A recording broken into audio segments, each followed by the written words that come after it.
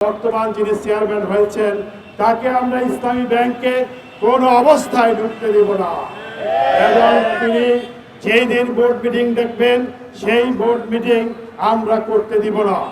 সম্মানিত গ্রাহকবৃন্দ, আপনারা জানেন অন্তর্বর্তীকালীন সরকার ব্যাংক রেগুলেশন অ্যাক্ট তৈরি করেছিল। সেই অ্যাক্টের মধ্যে সুস্পষ্টভাবে বলা ছিল যে সমস্ত পরিচালকরা ঋণখেলাপি হয়েছে, যারা অর্থ লুটপাটের সাথে জড়িত ছিল, তারা আর কোনো অবস্থায় ব্যাংকের পরিচালক হতে পারবেন না। কিন্তু বর্তমান সরকার সেই অ্যাক্টকে পরিবর্তন করেছে। সেখানে 18 ধারা নামে একটি ধারা সংযোজন করেছে।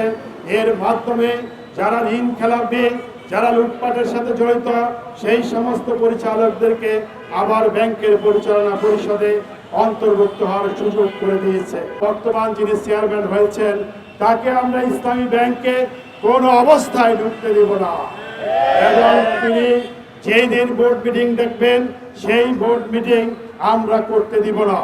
বাংলাদেশের সকল ইসলামী ব্যাংকের সচেতন গ্রাহক সেই দিন ইসলামী ব্যাংক টাওয়ারের সামনে অবস্থান করবে এবং সেখানে কোনো বোর্ড মিটিং হবে না।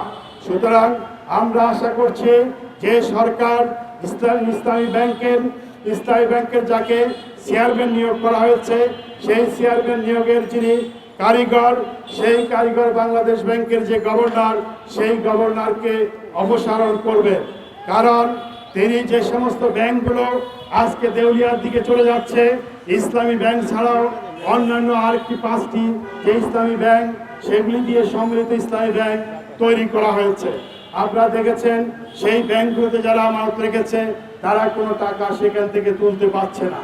সুতরাং সম্মিলিত ইসলামী ব্যাংকের গ্রাহক যারা আজকে টাকার অভাবে, চিকিৎসার অভাবে দুঃখে মরছে, এই ঈদের সময়ে তারা 1 ভাগ কোরবানি দেওয়ার টাকাও তারা তুলছে না, এই দায় দায়িত্ব অবশ্যই বাংলাদেশ ব্যাংকের গভর্নরের। কারণ তিনি সুষ্ঠুভাবে ব্যাংকগুলো পরিচালনা করার কোনো ব্যবস্থাই নিতে পারেন নাই। তার দক্ষতা এবং যোগ্যতার অভাবের কারণে আমরা সরকারের কাছে এই গভর্নরের পদত্যাগ দাবি করছি। সাথে সাথে ইসলামী ব্যাংকের যাকে চেয়ারম্যান হিসেবে নিয়োগ দেওয়া হয়েছে তার নিয়োগ বাতিল করতে হবে। ইসলামী ব্যাংকের ব্যবস্থাপনা পরিচালক যিনি আছেন সেই ব্যবস্থাপনা পরিচালককে পুনর্বহাল করতে হবে।